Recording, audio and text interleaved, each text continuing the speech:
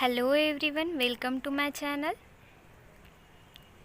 आज हम देखेंगे मंकी पॉक्स के बारे में।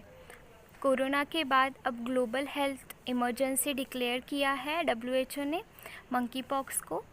फर्स्ट जो है मंकी पॉक्स 1958 में देखा गया था इन मंकी, जो डेनमार्क में रिसर्च चल रही थी उसमें। अब फिर से अफ्रीकन कंट्रीज़ में मंकी पॉक्स का स्प्रेड जो है वो बढ़ गया है, और उसके बाद हमारे पड़ोसी देश मतलब पाकिस्तान में भी मंकी पॉक्स के मामले देखे गए हैं, और अब इन इंडिया मंकी पॉक्स के मामले देखने को मिल रहे हैं। मंकी पॉक्स में पहला केस था, उसके बाद अब सेकेंड केस केरला में देखने को मिला है। देन मंकी पॉक्स होता क्या है, इसके सिम्टम्स क्या है, और इसका प्रिवेंशन कैसे करना है ये देखेंगे हम। तो फर्स्टली मंकी पॉक्स क्या है। मंकी पॉक्स एक वायरल डिसीज़ है और ये होता है वायरस से, एंड इसका कोविड से कोई रिलेशन नहीं है।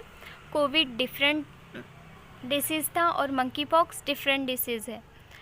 कोविड से इसका ख़तरा भी कम है, इसका स्प्रेड जो है वो बहुत कम होता है। देन इसके सिम्टम्स क्या है ये देखेंगे। तो मंकी पॉक्स के सिम्टम्स क्या है। फर्स्टली रैशेस आते हैं, उसके बाद फीवर आता है, सोअर थ्रोट होता है, मसल पेन होता है, हेडेक होता है।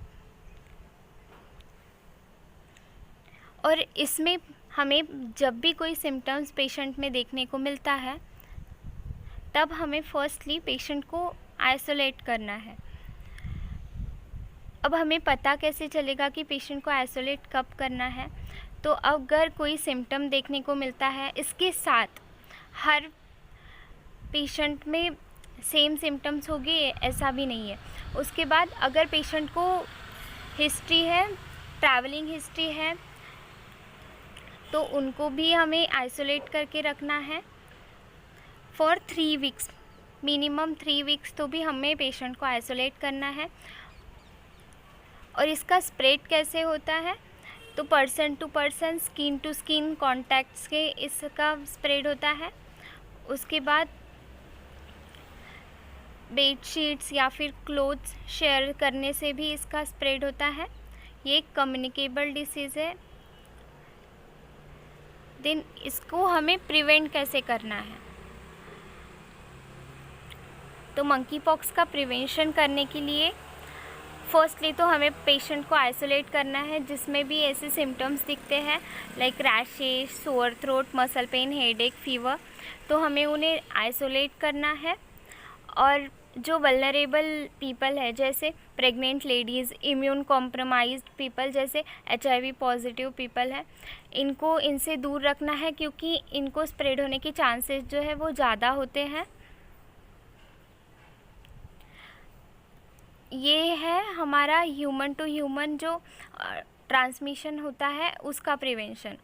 उसके बाद एट कम्युनिटी लेवल हम कैसे प्रिवेंट कर सकते हैं, by isolating the person who have the traveling history from another country. Then sanitation and hygiene maintain करना है, community level पे sanitation improve करना है। उसके बाद लोगों में अवेयरनेस फैलानी है रिगार्डिंग मंकी पॉक्स, उससे हम